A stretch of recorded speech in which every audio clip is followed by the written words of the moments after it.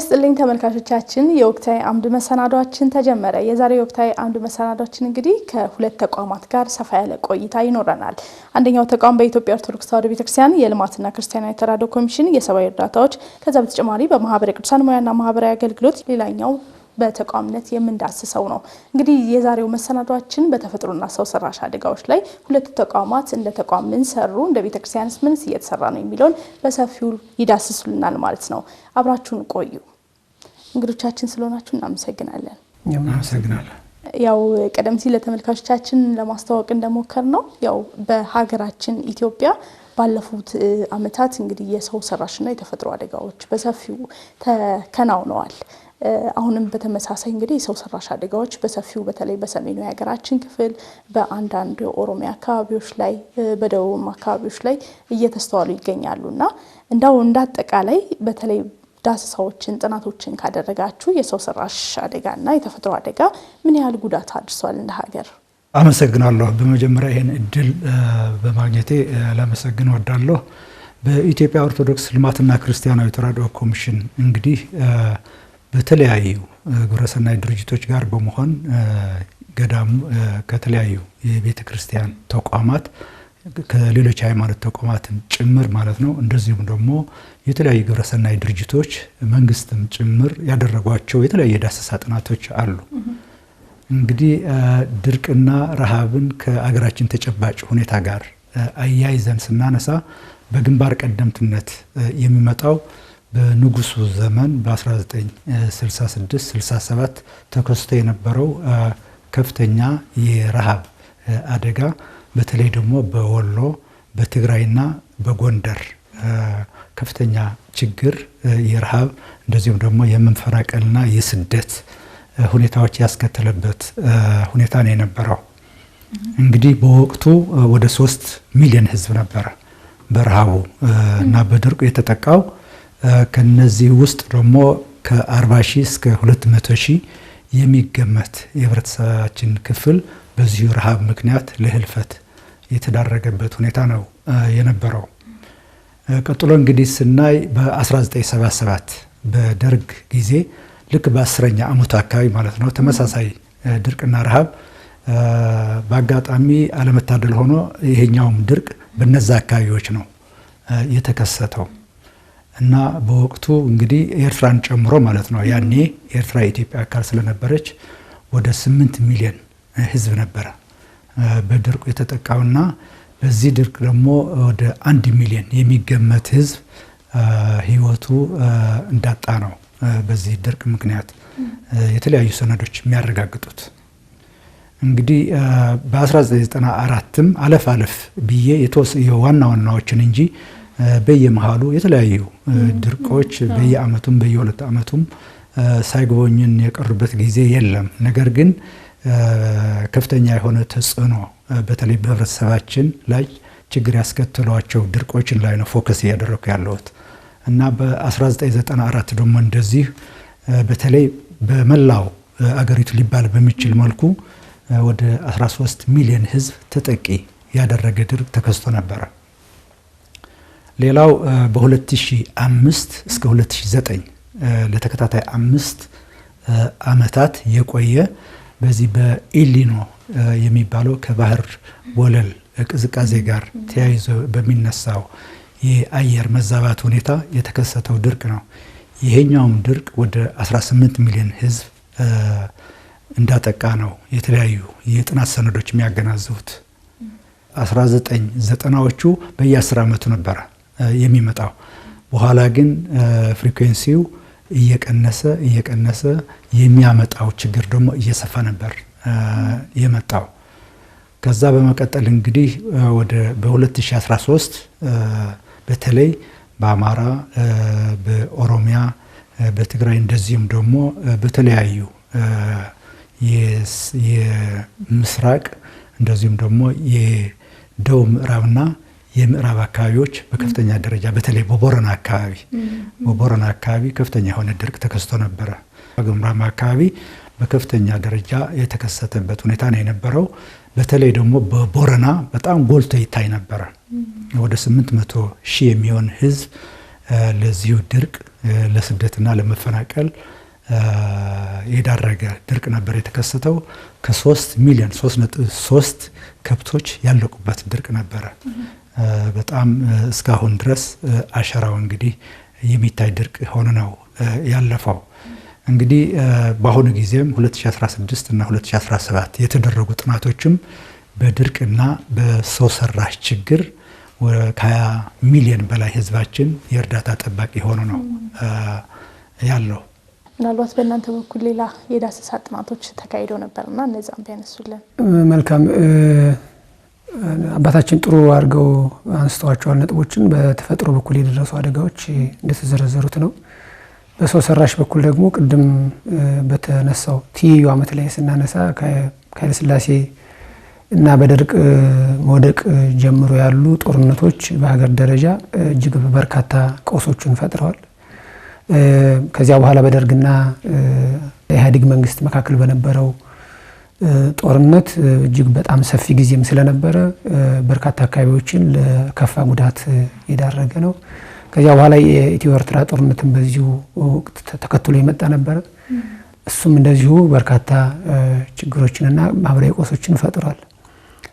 ከዚያም በኋላ ደግሞ አሁን በቅርብ ጊዜ እንኳን ያለውን በሰሜኑ አካባቢ የነበረው ጦርነት እጅግ ሰፊ የሆነ ማህበራዊ ጉዳቶችንና ቀውሶችን በጤና ላይ በስነ ልቦና ላይ ሰፊ ጉዳቶችን የፈጠረ ጦርነት ነው። በርካታ ሰዎችን ለረሃብ ለችግርና ለመፈናቀል ለስደት የዳረገ ነው። እንግዲህ በሀገር ደረጃም በዓለም አቀፍ ደረጃም ጥናቶች እንደሚያመለክቱት የዩናይትድ ኔሽን ኦቻም እንደገና IOM ባጠኑ ጥናት መሰረት የተፈጥሮ አደጋ በዓለም አቀፍ ደረጃ ያለ ነው፣ ይፈጠራል። በተለያዩ ምክንያቶች ክስተቶች ይኖራሉ። የተፈጥሮ አደጋውን በጣም የከፋ የሚያደርገው ግን ሰው ሰራሽ የሆነ አደጋው ነው። ኢትዮጵያ ደግሞ በጣም የታወቀችበት ሰው ሰራሽ በሆነ አደጋው ነው። በጦርነቱና በሰዎች የእርስ በርስ ግጭት በሚፈጠሩ ጉዳቶች ሰፊ ማህበራዊ ቀውሶች ይደርሳሉ። በተፈጥሮ የደረሰውን አደጋ በወቅቱ ከየትኛውም አካባቢ ካለው ማህበረሰብ ጋር ካልተጎዳው ማህበረሰብ ጋር ወደ ተጎዳው እንኳን ለማንቀሳቀስ የሰው ሰራሽ አደጋዎች እጅግ በጣም ከፍተኛ ማነቆ ይፈጥራሉ። ስለዚህ በዚህ አማካኝነት አሁን የቅርቡን እንኳን ብናነሳ በተለያዩ አካባቢዎች ሰፊ የሆኑ ጥቃቶች፣ ግጭቶች ተከስተዋል። በሶማሌ ጅግጅጋ አካባቢ በጣም ብዙ ቀውስ ተፈጥሮ ነበረ። በኦሮሚያ ክልል በተለያዩ ጊዜያቶች በተለያዩ ወቅቶች ሰፊ ማህበረሰባዊ ግጭቶች ነበሩ። ከዚያም ቀጥሎ ደግሞ በሰሜኑ ያለው የእርስ በርስ ግጭት አሁንም እንደቀጠለ ነው። ሌሎችም ደግሞ ቅድም እንደተነሳው የተፈጥሮ አደጋዎችን ተነሱ ነው። የታችኛው በረሃማ አካባቢ የሚኖሩ ማህበረሰብ ያው ከላይ በሚመጣው ተፋሰስ ምክንያት በጎርፍ የዋበሸበሌ ገናሌ እነኚህ አካባቢዎች ከጎርፍ ጋር በተያያዘ ከመሬት መንሸራተት ጋር በተያያዘ ለከፍተኛ ጉዳት ተዳርገዋል።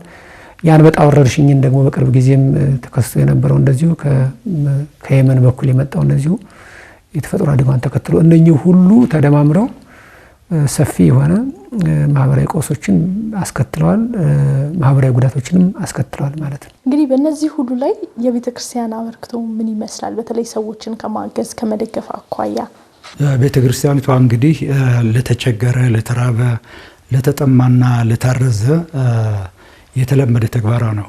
እነዚህ የህብረተሰብ ወገኖችን ማገዝ የተለመደ ተግባርና ተልእኮ ነው። በተለይ ደግሞ በ1950ዎቹ አድማስዋን በማስፋት ስደተኞችን ጭምር በማገዝ ከፍተኛ አስተዋጽኦ አድርጋለች። በ1952 ዓመተ ምህረት አካባቢ ለምሳሌ በአራዳ ጊዮርጊስ ከተለያዩ የአፍሪካ ሀገሮች የመጡ ስደተኞችን አንድ ኮሚቴ አቋቁማ የተለያዩ ሰብአዊ እርዳታዎች ያደረገችበት ሁኔታ ነው የነበረው። ከዛ በኋላ ደግሞ የኢትዮጵያ ኦርቶዶክስ ልማትና ክርስቲያናዊ ተራድኦ ኮሚሽን እንደ ተቋም የተለያዩ የሰብአዊና የልማት ስራዎችን እንዲሰራ በአዋጅ መስርታለች በ1964 ማለት ነው። እንግዲህ በኢትዮጵያ ኦርቶዶክስ ልማትና ክርስቲያናዊ ተራድኦ ኮሚሽን የተሰሩ ስራዎችን በተለይ ከሰብአዊ እርዳታ ሰዎችን ከመርዳት አኳያ የ1977 ስናስብ ጂአርፒ የሚባል አንድ ፕላትፎርም ነበረ።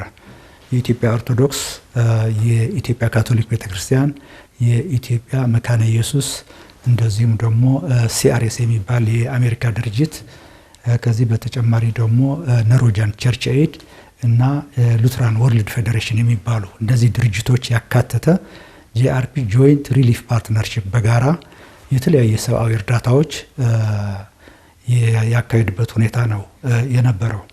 በዚህ ጊዜ እንግዲህ በአመት እስከ 2.5 ሚሊዮን ኩንታል ለ4 ተከታታይ አመታት ለተጎዳው በተለይ የሰሜን የሀገራችን ክፍል ወሎ፣ ጎንደር፣ ትግራይን ጨምሮ እንደዚሁም ደግሞ ኤርትራ የተለያዩ የሰብአዊ እርዳታዎች የተከናወኑበት ሁኔታ ነው የነበረው።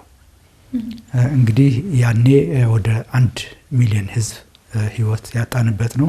በከፍተኛ ደረጃ ሰዎች እየተፈናቀሉ እየተሰደዱ የነበረበት ሁኔታ ነው የነበረውና ይሄኛው በዓለም አቀፍ ደረጃም ቤተክርስቲያኒቷና ሌሎች ከሷ ጋር የሰሩ የሃይማኖት ተቋማት ሪኮግኒሽን ያገኙበት ሁኔታ ነው የነበረው። ቤተክርስቲያናችን ከነዚህ በተጨማሪ ከውጭ የሚገቡ ስደተኞች ላይ ጭምርም ነው የምትሰራውና አስፈላጊውን ድጋፍ ታደርግላቸዋለች ጥላ ከለላ ሆና። እንደ ሀገር እንግዲህ ባለፉት ጊዜያት ላይ ድርቅ ተከስቷል። ያው ድርቁ ቦረናን ተነስቷል፣ ዋግምራ ላይ፣ በጎንደር አካባቢዎች ላይ ደግሞ ይሄ ወደ ደባርቅ የሚባሉት አካባቢዎች ላይ ከፍተኛ ድርቅ ተከስቷል። የአንበጣ ወረርሽኝ ነበረ፣ እንደ ሀገር ያስተናገድንበት ነበር። የጎርፍ አደጋ ጭምር ነበረ። የኮቪድ-19 ወረርሽኝ በራሱ የራሱን ቀውስ ይዞ ነው የመጣው በሀገራችን እና ግጭትና ጦርነቶች አሁን ድረስ ያሉ ናቸው። ሌሎች የመሳሰሉት አደጋዎችም እንግዲህ በሀገራችን ላይ በሰው ሰራሽም በተፈጥሮም አደጋ ምክንያት በርካታ ነገሮች ህብረተሰቡ ላይ ጫናዎችን የማሳደር ነገር ተስተውሏል እና እንደው በዜጎች ህይወት ላይ ያስከተሉት ጉዳቶች እነዚህ ነገሮች ምን ይመስላሉ? ቀደም ብለሽ እንደገለጽሽው በተለይ የበረሃ አንበጣ ከ2012 ጀምሮ በተለያዩ የሀገሪቱ ክፍሎች ተከስቶ በተለይ በግብርናና በምርትና ምርታማነት ከፍተኛ የሆነ ችግር የፈጠረበት ሁኔታ ነው የነበረውና ከዚህ አንጻር እንግዲህ ቤተክርስቲያን ይሄ የበረሃ አንበጣ በነገራችን ላይ ሰብል ብቻ ሳይሆን የግጦሽም እንደዚሁም ደግሞ የደንም ጭምር ያጠቃበት ሁኔታ ነው ያለው ገዳማቱ ላይ እና ገዳማትን ከመጠበቅ ከዚህ ከአንበጣው የገዳማት ደኖችን ከመጠበቅ አኳያ የገዳሙ ህብረተሰብና ወጣቶች ብዙ ስራዎች ሰርተዋል። እንደዚህም ደግሞ የኢትዮጵያ ኦርቶዶክስ ልማትና ክርስቲያናዊ ተራድኦ ኮሚሽን በተለይ በአማራና በኦሮሚያ ለምሳሌ በአማራ በምንጃር ሸንኮራ እንደዚህም ደግሞ በሀብር ወረዳዎች የተለያየ ግንዛቤ ስራዎች ገበሬው የነበረውን ምርትና ምርታማነት ምርቱ ስለጠፋበት እሱን የሚተኩ ዘሮችን በመስጠት በመስኖ ልማት እንዲሰማራ በማድረግ ወጣቶችና ሴቶች ደግሞ ኢንካም ገቢያቸውን እንዲያዳብሩ ከማስቻል አንጻር በርካታ ስራዎች ተሰርተዋል። በኦሮሚያም እንደዚሁ ሊዶ ኢጦሳ በሚባል ወረዳ ተመሳሳይ ስራዎች የሰራንበት ሁኔታ ነው የነበረው።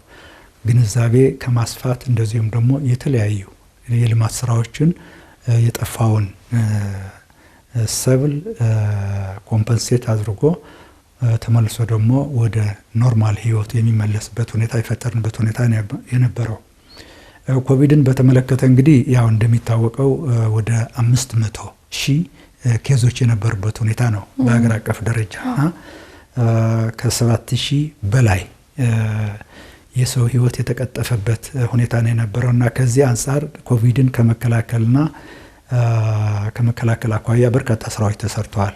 ከግንዛቤ ማስፋት ጨምሮ የተለያዩ የንጽህና መጠበቂያ ፋሲሊቲዎች፣ ሽንት ቤቶች እንደዚሁም ደግሞ በዚህ በኮቪድ ምክንያት ቤተሰቦቻቸውን ያጡ ሳፖርት ከማድረግ አኳያ በርካታ ስራዎች ተሰርተዋል።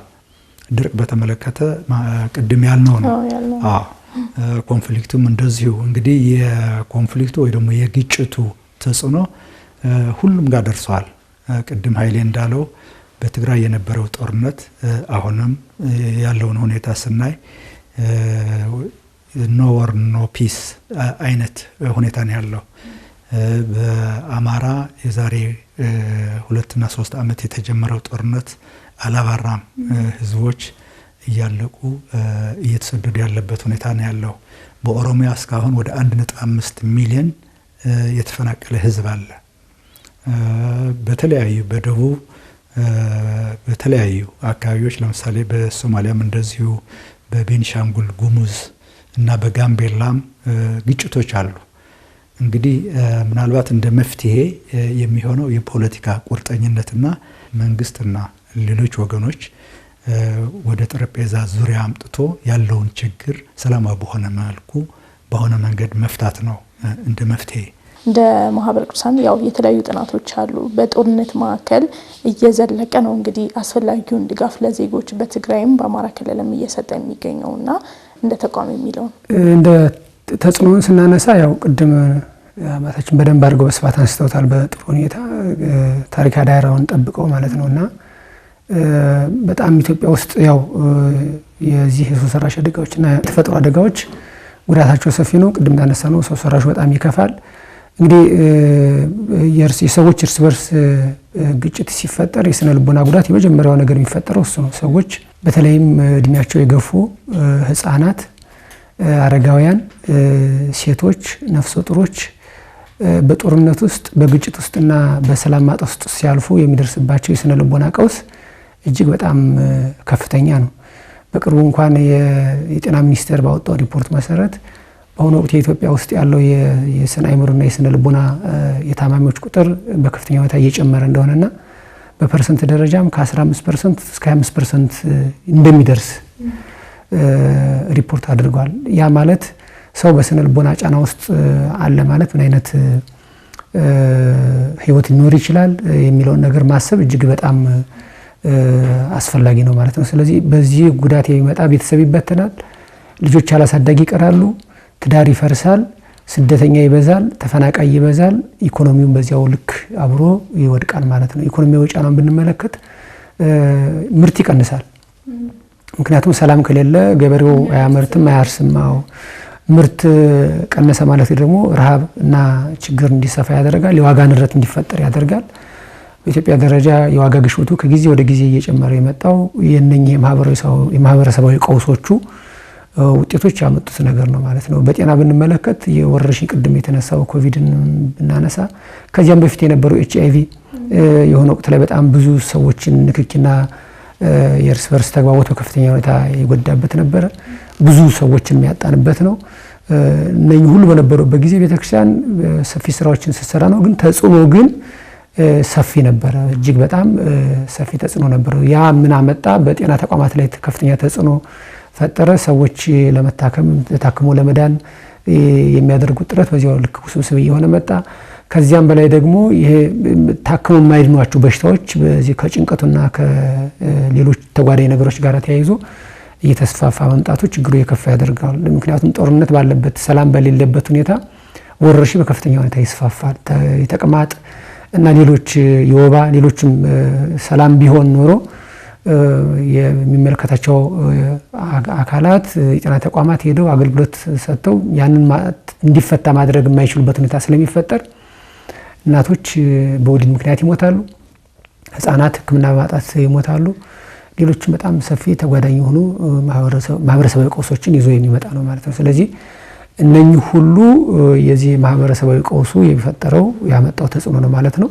እንግዲህ ያ ሁኔታ እየጨመረ ሲሄድ በጦርነት ውስጥ ያደጉ ህፃናት በማህበረሰባዊ መስተጋብር ላይ ኖራቸው የሚችለውን ደግሞ ስነ ልቦና ማሰብ በጣም አስፈላጊ ነው። እርስ በርሳቸው እየተገዳደሉ ወላጆቻቸው ተገለውባቸው በጦርነት ምክንያት ያደጉ ህፃናት ምን አይነት ስነ ልቦና ይዘው ነው የሚያድጉት? ምን አይነት ማህበረሰባዊ መስተጋብር ነው የሚኖራቸው? ምን አይነት አመለካከት ነው እነኛ ጥቃት አደረሱብን ለሚሏቸው ወገኖች የሚኖራቸው አመለካከት ምን አይነት ነው? ወላጆችም ያንን ታሪክ ይዘው ለልጆቻቸው በዚህ ጊዜ ልጅህ፣ አባትህ፣ ወንድምህ፣ እናትህ እንደዚህ ሆነች፣ ሞተች፣ እንደዚህ ሆና ተጎዳች የሚለውን ታሪክ ሲሰሙ በዚያ ታሪክ ውስጥ ላለፉት ወገኖች የሚኖራቸው ማህበረሰባዊ መስተጋብር በዚያው ልክ እየቀነሰ ይሄዳል። ያ ማለት ፍቅር ይጠፋል፣ ጥላቻው እየሰፋ ይሄዳል፣ ቂም በቀሎች እየተስፋፉ ይሄዳሉ፣ ማህበረሰባዊ መስተጋብሩ እየጠፋ ይሄዳልና እነኚህ ሁሉ ደግሞ ዘላቂ የሆነ በኢኮኖሚ ላይ፣ በጤና ላይ፣ በሀገር እድገት ላይ ሰፊ የሆነ ችግሮችን ይፈጥራሉ ማለት ነው። እነኚህ ሁሉ ችግሮች እነኚህ ሰው ሰራሽና የተፈጥሮ አደጋዎች ያመጧቸው ተጽዕኖዎች ናቸው። ማህበረ ቅዱሳን እንደ ተቋም እንግዲህ በቅርብ ጊዜ እንኳን 10 ዓመቱን እንኳን ታሪክ ብናነሳ በጥቅሉ ከ100 ሚሊዮን ብር በላይ ወጪ አድርጎ በጅግጅጋ በነበረው ጥቃት ለተጎዱ ሰዎች ሰፊ ድጋፍና አገልግሎት ሰጥቷል። አልባሳት 2008 ላይ አልባሳት መጠለያ ጭምር በኮፈሌና ዶዶላ በነበረው ጥቃት በርካታ ዜጎች ሀብት ንብረታቸውን አጥተዋል። እዚያ መጠለያ ጭምር በመስራት ሰዎች ተመልሰው ከደረሰባቸው ስነ ልቦና እንዲያገግሙና ሰዎቻቸውን ደግፈው እንዲኖሩ በማድረግ ከፍተኛ ስራ ሲሰራ ቆይቷል። ከዚያ ውጪ በቤኒሻንጉል፣ በጋምቤላ፣ በደቡብ ክልል በቅርብ ጊዜ በደረሰው መፈናቀል አስቸኳይ የሰብአዊ እርዳታዎችን አልባሳትን እና ማቋቋሚያ ቆርቆሮና የቤት ጣሪያዎችን ግድግዳዎችን ጭምር እንጨቶችን ሁሉ ገዝቶ ባለፈው በጎፋ በደረሰው ተጽዕኖ ሰፊ ድጋፍ ነው ያደረገው። በጎንደር በደባርቅ በደረሰው ድርቅ በተደጋጋሚ የሰብአዊ ድጋፍ እርዳታ አድርጓል። በደብረ ብርሃን መጠለያ ጣቢያዎች ላይ በተደጋጋሚ የተለያዩ የቤተ ክርስቲያኒቱ አጋር አካላትን የውጭ ምእመናንን በጎ አድራጊዎችን በማስተባበር በተደጋጋሚ ደብረ ብርሃን መጠለያ ላይ ድጋፍ አድርጓል። ከዚያ ውጭ ወላጆቻቸውን ላጡ ህፃናት በቋሚነት ወርሃዊ ትምህርት እና የምግብ ድጎማ በማድረግ ድጋፍ እያደረገ ወደ 50 ምናምን የሚሆኑ ህፃናትን በቋሚነት ከተለያዩ ምእመናን ጋር እያስተባበረ ድጋፍ እያደረገ ነው ያለው። በዋግምራ በደረሰው እንደዚሁ ጉዳት ሰፊ እንትኖችን ሰጥቷል፣ ድጋፎችን አድርጓል። ቅድም በተነሳው በኬሚሴ በአጣጌ በደረሰው ድጋት ደቡብ ኦሞ በደረሰው ድጋት በጣም በርካታ ድጋፎችን አድርጓል። እንግዲህ ከምእመናን የተሰጠውን ያው ለምእመናን መልሶ ስለሆነ ቅድም እንዳነሳሁት ከ100 ሚሊዮን ብር በላይ ወጪ አድርጎ እንዲህ አይነት ዘላቂ ጊዜያዊ ድጋፎችን በተለይ ደግሞ አስቸኳይ ድጋፎችን በማድረግ የጤናና የሙያ ድጋፎችን በማድረግ ሰፊ ስራዎችን ሰርቷል። አሁንም እየሰራ ነው ያለው ማለት ነው። ከዚህ ሁሉ ደግሞ በተጓዳኝ ደግሞ ይሄ ማህበረሰባዊ ልቦናው እንዲያገግም ደግሞ በቃለ እግዚአብሔር ማጽናት የሰዎችን ጉዳት ደግሞ በተለያየ ጊዜ ለሚመለከተው አካል ዘገባ በመስራት የሚዲያ ሽፋን በመስጠት ሰዎች የደረሰባቸው ጉዳት ቢያንስ እንደው ወገን አለኝ እንዲሉ በማድረግና አለኝታ እንዲሰማቸው ማድረግ በርካታ ስራዎችን እየሰራ ነው። ወደፊት ይቀጥላል ማለት ነው። እነዚህ የሰው ሰራሽና የተፈጥሮ አደጋዎች አንዱ ተጠቂ የሚሆኑት ብዙ ጊዜ ማንም አይረዳቸውም እንጂ ገዳማትና የአብነት ትምህርት ቤቶች ናቸው። ያው እንግዲህ ቤተክርስቲያኑና ለመቆየቷና ለትውልድ ለመሻገሯ እነዚህ ገዳማትና አብነት ትምህርት ቤት ትልቅ አስተዋጽኦ ነው ያላቸው። እንደ ተቋም በእናንተ በኩል የተደረገ ድጋፍ አለ ወይ? ለማህበረ ቅዱሳንም በተመሳሳይ እዚህ ሰው ሰራሽና የተፈጥሮ ችግር በእነዚህ ተቋማት ላይ የሚያደርሰው ተጽዕኖ እንዳልሽው አንዱ የቤተ ክርስቲያናትና የገዳማት ናቸው። እነዚህ በጦርነቱ ከፍተኛ ጉዳት የደረሰባቸው በነገራችን ላይና አንደኛ የንዋየ ቅዱሳን ተዘርፈዋል፣ ተቃጥለዋል እና ደግሞ ፊዚካሊም ዲሞሊሽድ ሆነዋል። እነዚህ ቤተ ክርስቲያናትና ገዳማትም የፈራረሱበት ሁኔታ ነው ያለው። ከዚህ አንጻር አንዳንድ ብዙ ከጉዳቱ የተመጣጠነ ሳይሆን አልፎ አልፎ የተለያዩ እገዛዎች የተደረገበት ሁኔታ አለ። ወደ ማህበራዊ ተቋማቱ፣ ወደ ትምህርት ቤቱ፣ ወደ ጤና ፋሲሊቲው ስንሄድ ደግሞ በከፍተኛ ደረጃ በጦርነት ላይ ያለፉ አካባቢዎች እነዚህ የጤና ተቋማት፣ ትምህርት ቤቶች ፈራርሰዋል እና የኢትዮጵያ ኦርቶዶክስ ልማትና ክርስቲያናዊ ተራድኦ ኮሚሽን በተወሰነ ደረጃ በተለይ በትግራይ ትምህርት ቤቶች በመጠገን ህፃናቱን በማስተማር አሁን አንድ ፕሮጀክት አለን። ትግራይ በ5 ወረዳዎች እየሰራ ነው ያለው። ከአይዲፒ ከተፈናቃይ ወገኖች ከአካባቢ ህብረተሰብ የተወጣጡ ህፃናት የምናስተምርበት ፕሮጀክት አለን። ነገር ግን በዚህ በዩኤስኤይድ የፖሊሲ ለውጥ ምክንያት በተወሰነ ደረጃ አፌክት ሆነዋል። ነገር ግን በጥሩ ሁኔታ የቀሩት በ5 ወረዳዎች በጥሩ ሁኔታ ትምህርት የማስተማር ሂደቱ እየተከናወነ ያለበት ሁኔታ ነው ያለውና ማስተማር ብቻ ሳይሆን ትምህርት ቤት ላይ ሆነው የምግብና ፕሮግራምም ስላለው እዛ አካባቢ ያለውን የምግብ ችግር የቀረፈበት ሁኔታ ነው ያለው። ተጽዕኖው ቅድም እንደተባለው እንግዲህ ትምህርት ቤቶቹ ከሌሉ የጤና ፋሲሊቲ ከሌለ ህብረተሰቡ እነዚህ እና የእምነት ተቋማቱ ዲሞሊሽድ ከሆኑ ከፈራረሱና ከወደሙ እነዚህ የህብረተሰብ ክፍሎች የሚገለገሉባቸው ተቋማት ያጣል ማለት ነውና ከፍተኛ የሆነ የልማትና የመሰረተ ልማት ችግር በመከሰቱ ምክንያት አገልግሎቶች የተቋረጡበትና የተጓደሉበት ሁኔታ ነው ያለው። የገዳማትና አብነት ትምህርት ቤቶች በዚህ በተፈጥሮና ማህበረሰባዊ ቀውሱ የመጀመሪያው ተጋላጭ አካላቶች እነሱ ናቸው። ምክንያቶቹ ሁለት ናቸው ዋና ዋናዎቹ። አንደኛው እነኚህ ገዳማት የሚኖርባቸው አካባቢዎች ናቸው። በብዛት የኢትዮጵያ ገዳማት የኢትዮጵያ ቤተክርስቲያንን የሰሩ ጥንታዊ የገዳም ስርዓትን ያስፋፉና የገዳማዊ ህይወትን የመሰረቱ አካባቢዎች ናቸው በከፍተኛ ሁኔታ በጦርነት ውስጥ ያሳለፉት፣ በተለይ የሰሜን ኢትዮጵያ አካባቢ ብለን እንወስዳቸው። ስለዚህ ስሪታቸውም መነሻቸውም እዚያው ጦርነት የሚካሄደው አካባቢ ላይ ስለሆነ ተጋላጭነታቸው እጅግ በጣም ሰፊ ነው። ሁለተኛው ጉዳት ደግሞ እነኚህ ገዳማት እና አብነት ትምህርት ቤቶች ተያያዥ ናቸው። ሁለቱም ዋና ህይወታቸው መሰረታቸውም ቆፍሮ አርሶ ከዚያው ከአካባቢው ማህበረሰብ ጋራ ተካፍለው ነው የሚኖሩት። ሰላም ከሌለ ጦርነት ካለ የተዘራውንም ሰብስበው መብላት አይችሉም። የበሰለውንም ለመጉረስ ሰው ይቸገራል።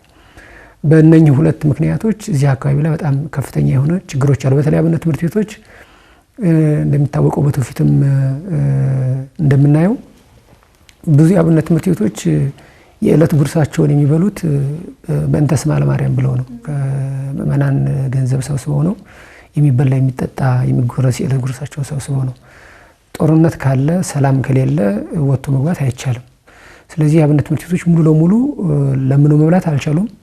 በተፈጥሮ አደጋም ድርቅ ካለ ረሃብ ካለ ለመማር ይቸገራሉ። በሰው ሰራሽ አደጋም ሰላም ከሌለ ለምኖ ለመብላት ስለሚቸገሩ ትምህርት ቤቶች ይዘጋሉ። የአብነት ትምህርት ቤቶች በከፍተኛ ሁኔታ እየተዘጉ ነው ያሉት፣ በተለይ በሰሜኑ አካባቢ ባለው ጦርነት ምክንያት ማለት ነው። ገዳማትም እንደዚሁ በከፍተኛ ሁኔታ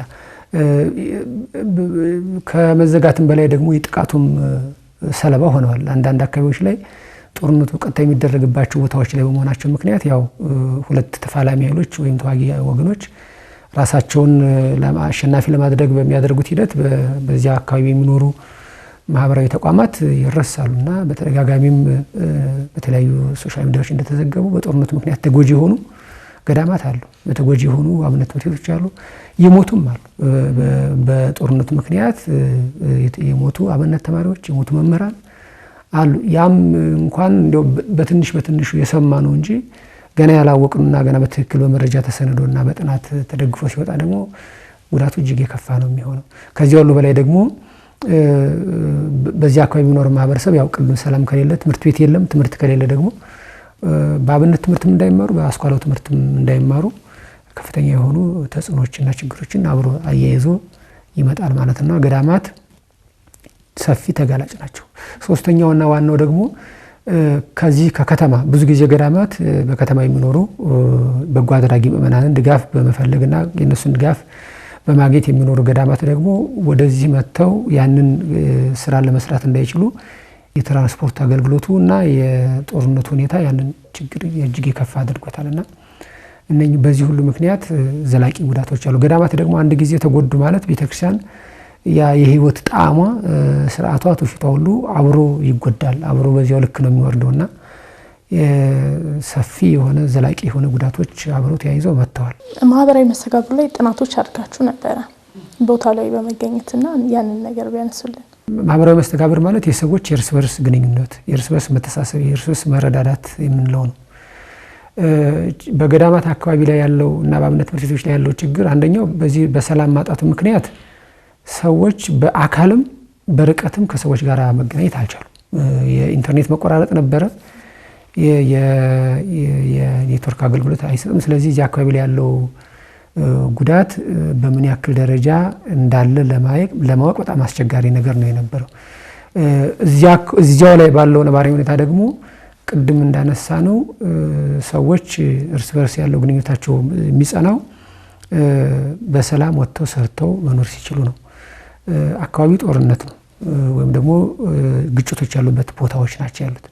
ስለዚህ ሰርተው መብላት አይችሉም ማለት ነው። ሰርተው መብላት ከሌለ የእርስ በርስ ግንኙነቱ በከፍተኛ ሁኔታ እየሻከረ ይሄዳል። ሰዎች ለስደት ይዳረጋሉ ማለት ነው።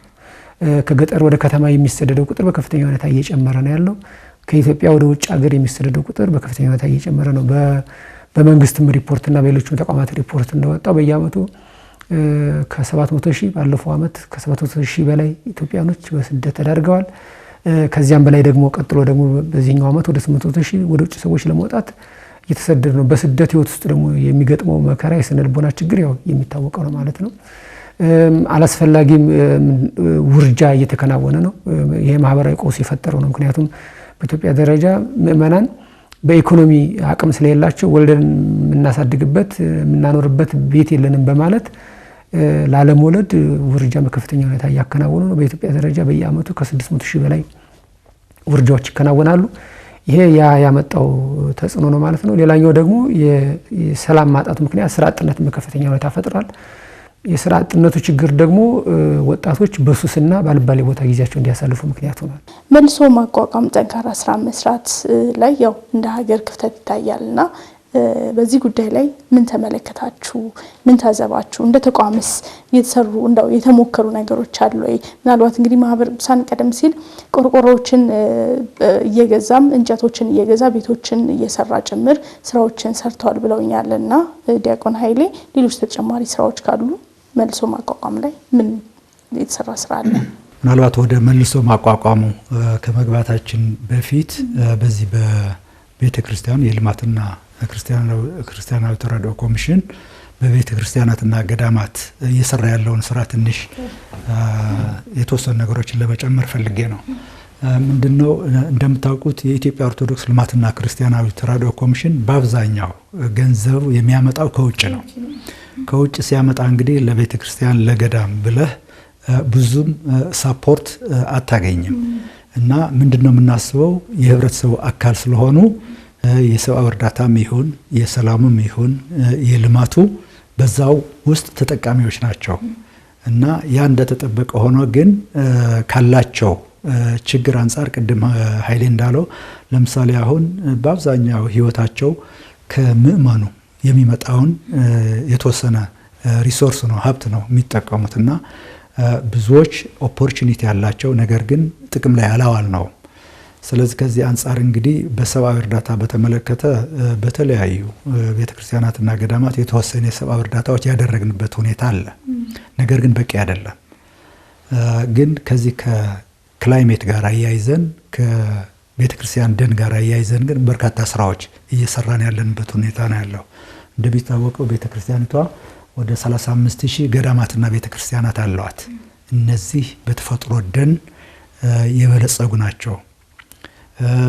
አገሪቱ ማንኛውም ሂማንታሪያን እንበለው ግለሰቦች ዘር ሲፈልጉ ዛፍ ዘር ሲፈልጉ ሶርሱ ቤተክርስቲያን ነች እና እነዚህ የቤተክርስቲያንና የገዳማት ደኖች ግን ህብረተሰቡ ከችግር አኳያ ከፉድ ኢንሴኩሪቲ እና ካለው ችግር አኳያ ኢንክሮች እያደረጋቸው ሄደ። ለምሳሌ የእርሻ መሬት ለማስፋፋት የቤተ ክርስቲያን ደን ባልተለመደ ሁኔታ መጨፍጨፍ፣ እንደዚህ አይነት የከሰል ለማገዶ ፍለጋ ሰዎች ኢንካማቸውን ጄኔሬት ለማድረግ እነዚህ የቤተ ክርስቲያናትና ገዳማትም በተወሰነ ደረጃ ትሪተን እያደረጉ ሲሄዱ በአንድ በኩል የቤተ ክርስቲያን ደኑን ለመታደግ በሌላ በኩል ደግሞ የህብረተሰቡን የኑሮ ሁኔታ በማሻሻል በ2016 በእኛ ወደ 2008 አካባቢ ማለት ነው አንድ ፕሮጀክት ጀምረናል እና ከፍተኛ የሆነ በጀት አለው። በዛ ወደ 60 አካባቢ ገዳማትና ቤተክርስቲያናት እየሰራን ነው እና እነዚህ ገዳማትና ቤተክርስቲያናት አንደኛ ስኪል ትሬኒንግ ይሰጣቸዋል።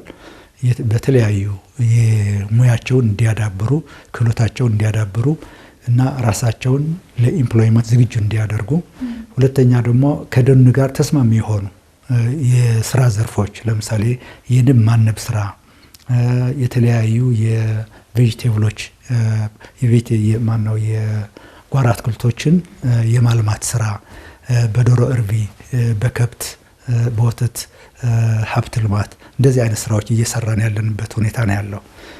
እንደዚሁም ደግሞ በገዳማት በተለይ የሴቶች ገዳማት የተለያዩ ስልጠና አሰልጥነን በጋርመንት የተለያዩ የልብስ ውጤቶች ሳኒታሪ ፓድስ እንደዚህ እያመረቱ ኢንካም ጀነሬት የሚያደርጉበት ሁኔታም እየሰራን ያለንበት ሁኔታ ነው ያለው።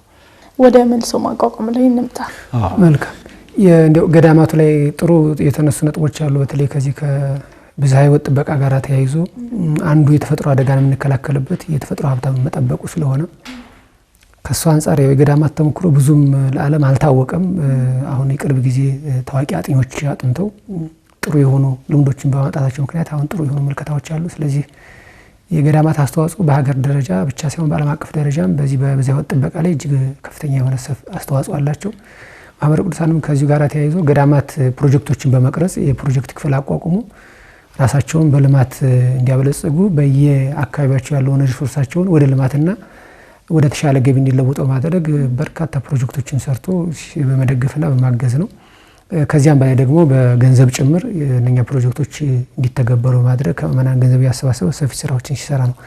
ወደ መልሶ ማቋቋም ስንመጣ ያው እንደሚታወቀው በአሁኑ ጊዜ በጣም በርካታ ቦታዎች ላይ ብዙ ምዕመናን መጠለያ ውስጥ ነው ያሉት። ለምሳሌ በአማራ ክልል እንዳነሳ ደብረ ብርሃን፣ ዋግምራ፣ ሰቆጣ ማለት ነው፣ ወልዲያ እና ባህር ዳር ዙሪያ አካባቢዎች ተፈናቃዮች አሉ። መቀሌ ላይ መቀሌ፣ ሽሬ፣ አዲግራት፣ አድዋ መጠለያ ጣቢያዎች ላይ በጣም ብዙ ምዕመናን በዚያ ተጠልለው ነው ያሉት። በኦሮሚያ ክልል ላይ ምስራቅና ምዕራብ ወለጋ በተለይ ጉጂና ቦረና ዞኖች አካባቢ ላይ በተለያዩ ግጭቶች ምክንያት ሰዎች እዚያም በመጠለያ ውስጥ ነው ያሉት። በሶማሌ ክልል ጎዴ ቀብሪ ዳህር አካባቢ ላይ አሁንም በመጠለያ ውስጥ ያሉ አሉ።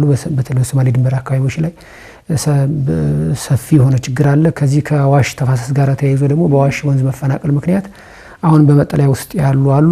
ቅድም ያነሳ ነው ጎፋ ዞን ላይ ደግሞ በደረሰው ችግር እስካሁን ድረስ ቋሚ ቦታ ሳያገኙ በመጠለያ ውስጥ ያሉ በርካታ ምዕመናን አሉ እና ማህበረ ቅዱሳን በተለይ በኮፈሌና ዶዶላ አካባቢ በደረሰው አደጋ፣ ጅግጅጋ በደረሰው አደጋ፣ በቅርብ ጊዜ አሁን ጎፋ በደረሰው አደጋ የተወሰኑ የመልሶ ማቋቋም ስራዎችን ለመስራት ሞክሯል።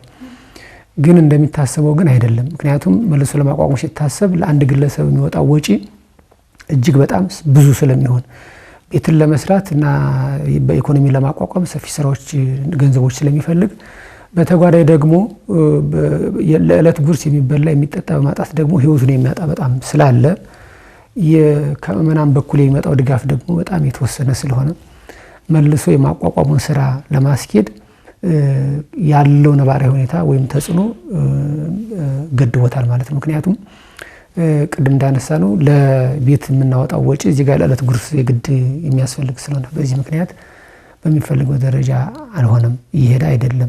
በዛውም አያይዘው እንደ ሀገር የሚስተዋሉ ክፍተቶች ስላሉ መልሶ ማቋቋም ላይ እነዛን ምን ችግር አለባቸው የሚለው በዛው በየስ ጥሩ ኃይሌ በደንብ አድርጎ ገልጾታል።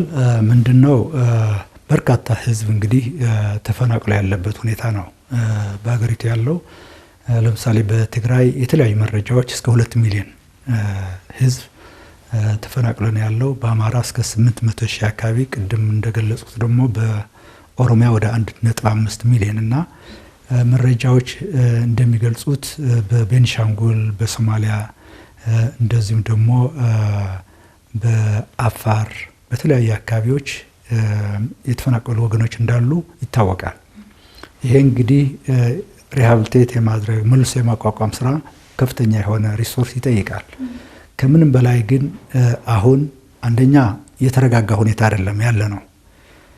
ሌት አሎን የመልሶ ማቋቋም ስራ አይደለም ሰብአዊ እርዳታ ለማድረስም በተለይ በአማራና ኦሮሚያ አካባቢ እንደዚሁ ደግሞ በትግራይ ከፍተኛ ፈተና ያለበት ሁኔታ ነው ያለ ነው።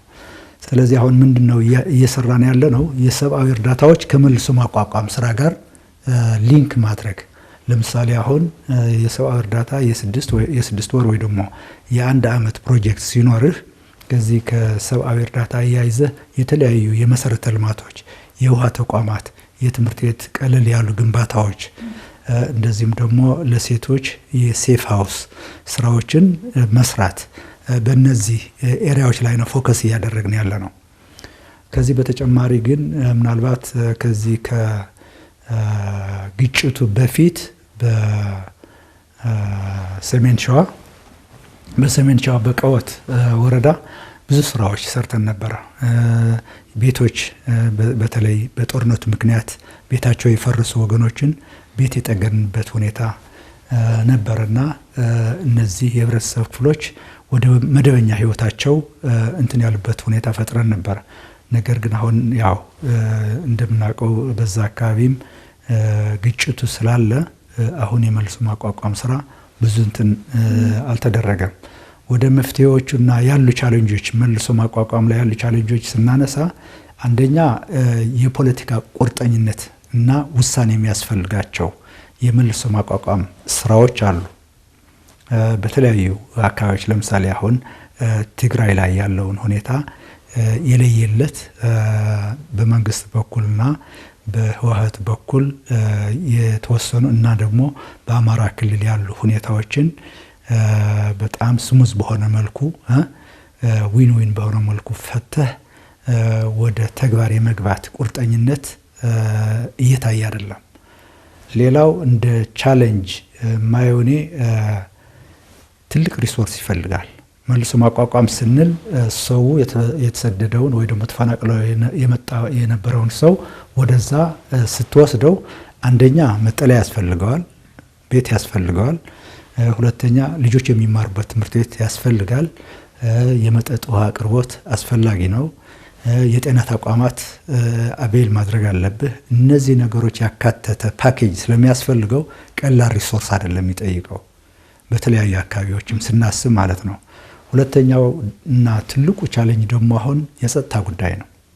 ለምሳሌ አሁን በአማራ ክልል ዘሆል ሪጅን ክራይስ ውስጥ ነው ያለ ነው እና እንዴት አድርገህ የሰብአዊ እርዳታ ኢቭን ስራ ለመስራት ፈተና ላይ ነው ያለ ነውና የሂማኒታሪያን ድርጅቶች የመንግስት አካላትም ፈተና ላይ ስለሆኑ የመልሶ ማቋቋም ተረጋግቶ የመስራት ሁኔታዎች የሚፈቅዱ አይደሉም በአሁኑ ጊዜ ለማለት ፈልጌ ነው።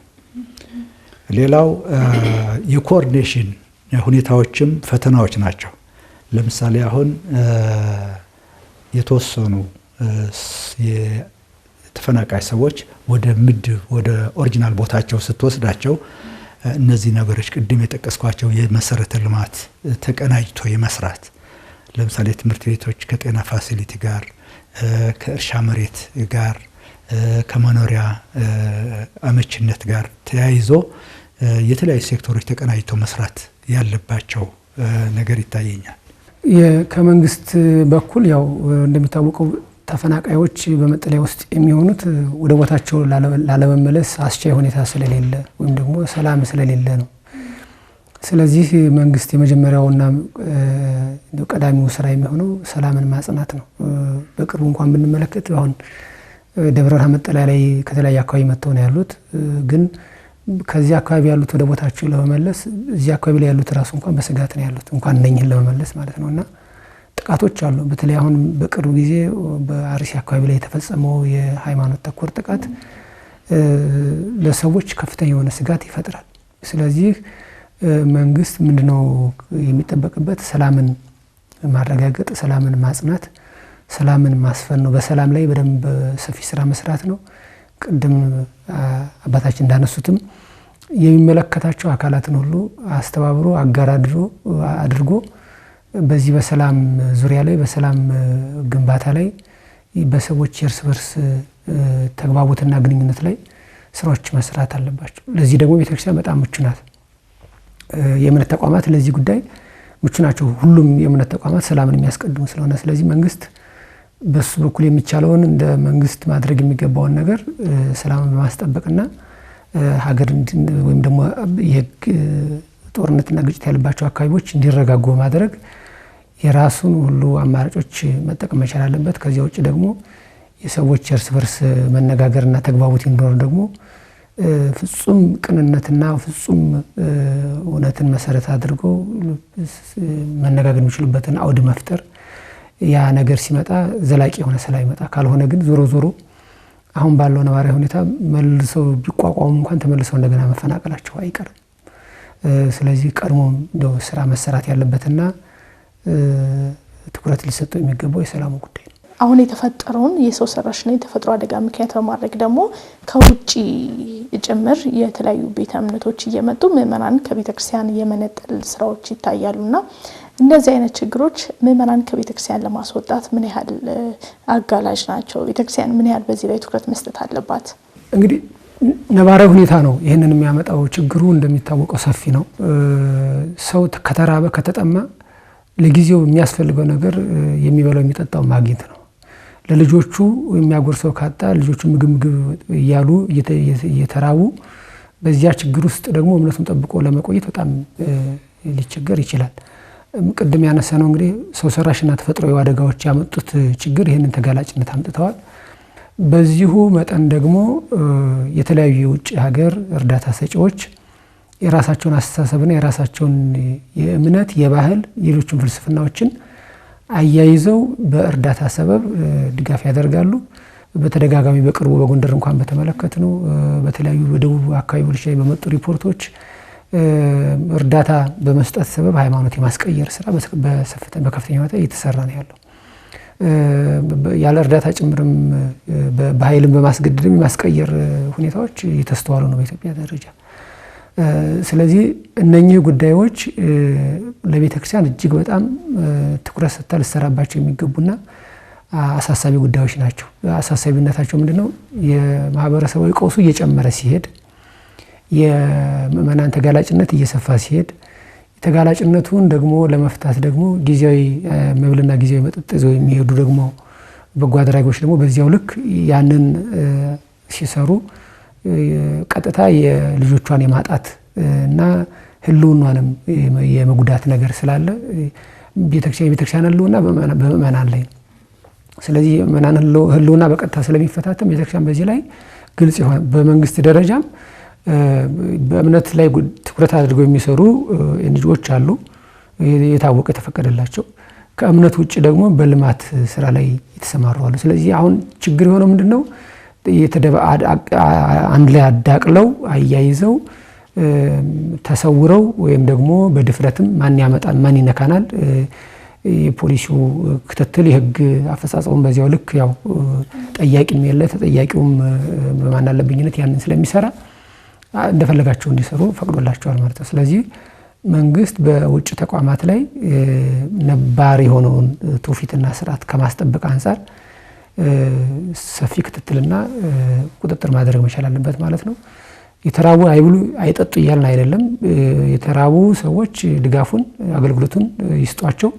ግን ሃይማኖታቸውን ተጠቅመው ግን አስገድደው ግን ይሄ እኮ ሌላ ራሱ የሰብአዊነት ጥሰት እኮ ነው።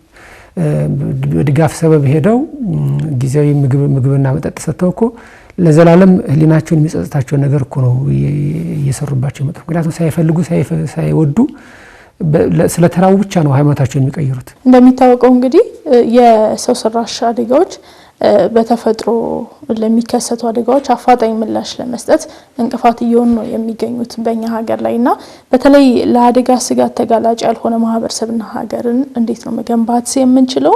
እነዚህንስ ለመገንባት ደግሞ ምንድነው መደረግ ያለበት? ጥሩ እንግዲህ እንደገለጽሽው የሰብአዊ እርዳታዎች ለተጎዱ ወገኖች ለማድረስ ጥሩ የሆነ የአካባቢ ስነ ምህዳር ጸጥታው የጠበቀ ስጋት የሌለው የስነ ምህዳር ያስፈልጋልና ጥሩ የሆነ ስነ ምህዳር የሌለው የስራ ቦታ የሌለው አካባቢ ደግሞ ጥሩ ስራ መስራት አትችልም እና እንቅፋት በየቦታው እየተፈጠሩ ነው ያሉት። የተጎዱ ወገኖችን ለተጎዱ ወገኖች የተለያዩ እርዳታዎች ለማድረስና የተለያዩ ስራዎች ለመስራት በእርግጥ በአንዳንድ አካባቢ ለምሳሌ ሰሜን ሸዋ ብዙ ጊዜ የቆየንበት ፕሮጀክት ነው።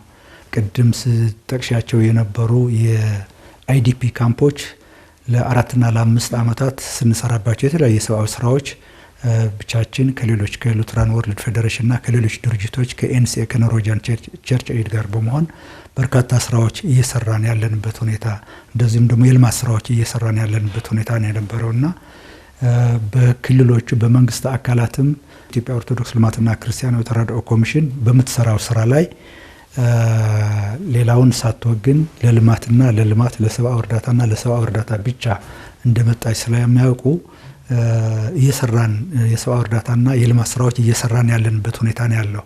በሰሜን ሸዋ ብቻ ሳይሆን በጎንደርም እንደዚሁ በዋግ ኽምራም ፕሮጀክቶች አሉን በተለያየ አማራ ክልል ማለት ነው። ነገር ግን ሌሎች ድርጅቶች ግን ፈተና ላይ ናቸው። ማለት ብዙ የመስራት እንትኑ አመቺ ሆኖ አላገኙትም። የኛም ስታፍ ቢሆኑ በተለያዩ እንትኖች አክቲቭ ጦርነት ባለበት ሁኔታ እነዚህ የሰብአዊ እርዳታ ስራዎች ለመስራት ይቸገራሉ። ስለዚህ ቅድም ኃይሌ በደንብ እንደገለጸው ሰላም ከሌለ የበሰለውን የተሰራውንም ራሱ ተረጋግተህ ለመብላትም አስቸጋሪ ስለሚሆን ይሄ ዴፊኒትሊ ምንም ጥያቄ የለውም። እያስተጓጎሉ ናቸው ያሉት እነዚህ ሰው ሰራሽ ችግሮች። የተቸገሩ ወገኖችን ለመርዳት በመንግስት ሊሆን ይችላል ወይ ደግሞ በተለያዩ ግብረሰናይ ድርጅቶች ችግር እያጋጠመ ያለበት ሁኔታ ነው ያለው። ስለዚህ ለአደጋ ስጋት ተጋላጭ ያልሆነ ማህበረሰብና ሀገርን እንዴት እንገንባ? አፌክት አላደረገንም ወይ ደግሞ ተጽዕኖ አልፈጠረብንም ይሄ ጦርነት ማለት አንችልም። ቢያንስ እናስባለን ስለ ጦርነት ሲወራ በተለይ ሶሻል ሚዲያዎች በዛ አካባቢ ስትሰሚ ጦርነት ነው፣ በዛ አካባቢ ደግሞ መፈናቀል ነው፣ በዛ ሰው እንደዚህ ሆነ፣ ኪድናፕ ተደረገ፣ እንደዚህ አይነት ወሬዎች ሲሰሙ አእምሮህ የተረጋጋ እንትን አይደለ። በአንድ ወይ በሌላ መልኩ አፌክት አድርጎናል። ጦርነቱ አፌክት ያላደረገው የህብረተሰብ ክፍል የለም እና ምንድነው እኔ እንደ ሀሳብ እንትን ብለው ቅድም ያነሳነው ነው የፖለቲካ ቁርጠኝነት መንግስትና በሌላው ጎራ ያሉ ወገኖች ተቀራርበው ከልብ ወደ አንድ ጠረጴዛ ዙሪያ መጥተው ያላቸውን ችግር መፍታት ነው ዋናው ቁልፍ የሀገሪቱ መፍትሄ ሊሆን የሚችለው ማለት ነው። ይሄ ነው አንደኛው። ሀገራችን በተፈጥሮ ሀብት የታደለች ናት። የተፈጥሮ አቀማመጧ በጣም ከባህር ጠረል በታች የሆነውን አፋር በረሃንና የሰሜን ተራሮችን ያካለለ የተፈጥሮ ሀብት ያላት ናት። በብዙ መልኩ ያው በብዙ ጉዳዮች የታደለች ሀገር ናት ብለን ነው የምንወስደው። ስለዚህ እነኝህን ሁሉ በአግባቡ ተጠቅመን ከአደጋ ስጋት ነፃ ሆነን ለመኖር ትልቅ ችግር የሆነብን የሰው ሰራሽ ችግሩ ያ ማለት ሰላም ማጣት ማለት ነው። ስለዚህ እኔ ሁለት አካላት የራሳቸውን ሚና መወጣት አለባቸው፣ ቤተክርስቲያንና መንግስት። ሰላምን በማስፈን ሰላምን በመስበክ እውነተኛ የሆነ የሰላም ህይወትን በመኖር አማኝ ሆኖ በብሔረሰብ በብሔር ማንነት ተለያይቶ የብሔር ፍረጃና የብሔር መጠሪያን ይዞ ድህነት አይኖርም የቤተክርስቲያን አስተምሮ መሰረት።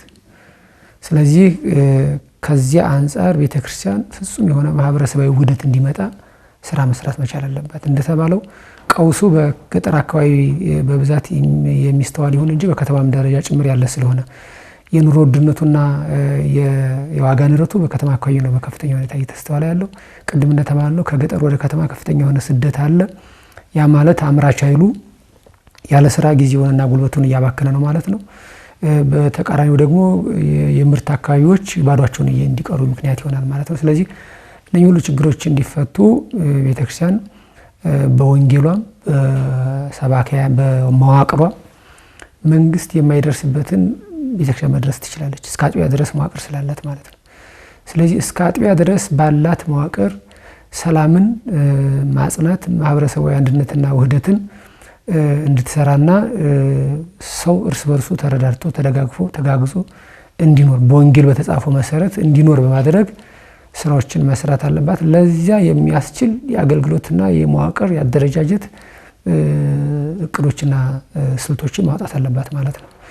ከዚያኛው በኩል ደግሞ በመንግስት በኩል ደግሞ የሚገባውን ሰላምን በማጽናት በሃይማኖቶች መካከል ያለው ፍትሃዊ የሆነ መጠባበቅና መከባበር እንዲጸና በማድረግ ችግሮች ሲፈጠሩ ተገቢ የሆኑ ማስተካከያ እርምጃዎችን በመውሰድ መንግስት የራሱን ሚና ሊወጣ ይገባል ማለት ነው። ልማትና ክርስቲያን ተራድኦ ኮሚሽን በኩልም እንዲሁም በማህበረ ቅዱሳን በኩል ይሄ ማህበራዊ አገልግሎትን አጠናክሮ ከማስቀጠል አንጻር በቀጣይ የሚታሰቡ ስራዎች ካሉ እሱን እናንሳና እናጠቃለን።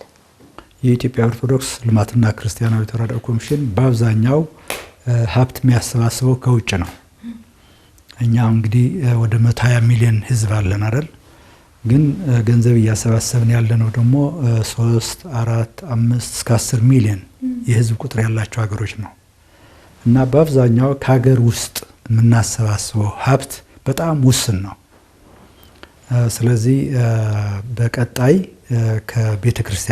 ከቤተክርስቲያኒቷ ጋር በመገናኘት የልማት ኮሚሽኑ እንደዚሁም ደግሞ ሌላ ተጽዕኖ ፈጣሪ ከሆኑ ሰዎች ጋር እና ልምድ ካላቸው ሀብት ከህብረተሰቡ ከማሰባሰብ አኳያ ልምድ ካላቸው ድርጅቶች ጋር በመሆን ከምእመኑ ከተከታዮቻችን ሀብት የማሰባሰብ አንዱ ዓላማችን ነው። ሌላው የቅድም እንደገለጽኩት የቤተ ክርስቲያን ደን ልማት ላይ ፎከስ አድርጎ መስራት ከዚህ ከአየር መዛባት ድርቁ ምኑ የዚህ የዲግራዴሽን እና የዲፎረስቴሽን ኮንትሪቢዩሽን ስላለው ደኖችን ከመጠበቅና ከመንከባከብ እና ደግሞ ልምዱ ወደ ህብረተሰቡ እንዲሸጋገር እንዲያልፍ ከማድረግና በገዳሙና ቤተክርስቲያናት ውስጥና በአካባቢ ያለውን ህብረተሰብ የኑሮ ሁኔታ ማሻሻል አስፍተን ለመስራት በርካታ ፕሮግራሞች አሉን። ሌላው ብዙ ውይይቶቻችን እንግዲህ ስለ ሰላም፣ ስለ መፈናቀል፣ ስለ ግጭት ነው፣ ስለ ልማት ነው። በዚህ ዙሪያ ነበረ ውይይቶች ስናካሄድ የነበረውና ስራዎቻችን ሰላም ኢንተግሬት ያደረጉ ሰላምን ያካተቱ መሆን አለባቸው። ማህበራዊ አብሮነትን ያካተቱ መሆን አለባቸው። ሰብአዊ ስራ እንበለው የልማት ስራ የሰላም ግንባታ ያካተተ እስካልሆነ ድረስ ብዙ ዘላቂነቱ አይኖረውም እና ስራዎች ስንሰራ እንደ ክሮስ ከቲንግ የሰላም ግንባታና የአብሮነት ስራ አካተን ለመስራት ነው ፕሮጀክቶቻችንና ፕሮግራሞቻችን የምናስባቸው። እንደ ማህበረ ቅዱሳን ያው እንደዚህ ማህበራዊ ቀውሶችን ከመፍታት አንፃር መጀመሪያ እንደ መፍትሄ ብሎ የወሰደው ተቋማትን ማቋቋም ነው። ቅድም እንዳነሳ ነው ቤተክርስቲያን መጀመሪያ አካባቢ ላይ በቁጥር ከ42 በላይ የህፃናት ማሳደጊያ ነበራት። አሁን በቁጥር አንሰው በትክክል አሁን እየሰሩ ያሉት 10ም አይሞሉ።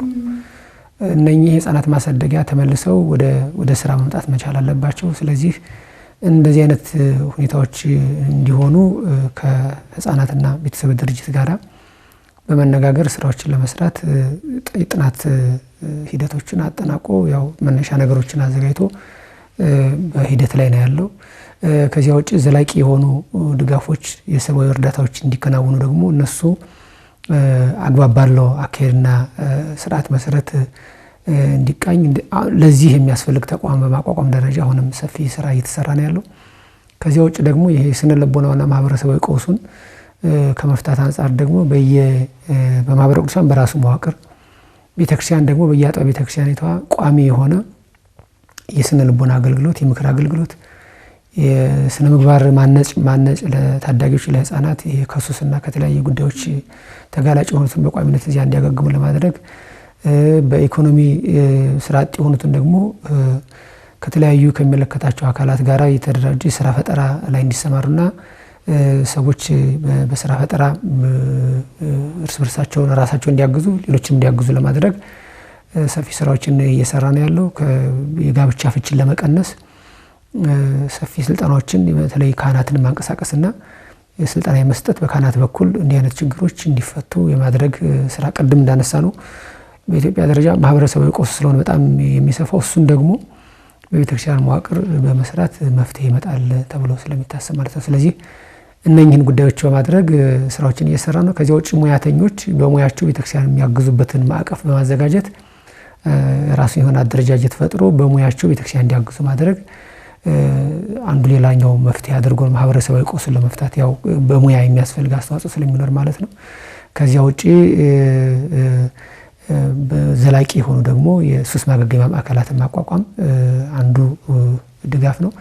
ገዳማት በፕሮጀክት እንዲደገፉና በልማት እንዲታገዙ የተለያዩ የገቢ ማስገኛ ፕሮጀክቶችን መስራትና በገቢ ራሳቸው እንዲችሉ ማድረግ እንዲህ አይነት ስራዎችን እየተሰራ ነው ያለው ማለት ነው። እንደ ማህበረ ቅዱሳን በኢትዮጵያ ኦርቶዶክስ ተዋሕዶ ቤተክርስቲያን የልማትና ክርስቲያናዊ ተራድኦ ኮሚሽን የሰብአዊ እርዳታዎች ተጠሪና የልማት መምሪያ ምክትል ኃላፊ አቶ ገብረስላሴ አጽባ እንዲሁም በማህበረ ቅዱሳን ሙያና ማህበራዊ አገልግሎት የማህበራዊ ክፍል ኃላፊ ዲያቆን ኃይለ ገብርኤል ታምራት እዚህ ስቱዲዮ ድረስ መጣችሁ ለሰጣችሁን አጠቃላይ ማብራሪያ ለተመልካቾቻችን እናመሰግናለን። እናመሰግናለን። በጣም እናመሰግናለን። ተመልካቾቻችን ለዛሬ የያዝነው የወቅታዊ አምድ መሰናዶ የተከታተላችሁትን ይመስል ነበር። ቀሪ መርሃ ግብሮች ወደ እናንተ መድረሳቸውን ይቀጥላሉ። ይቆየን።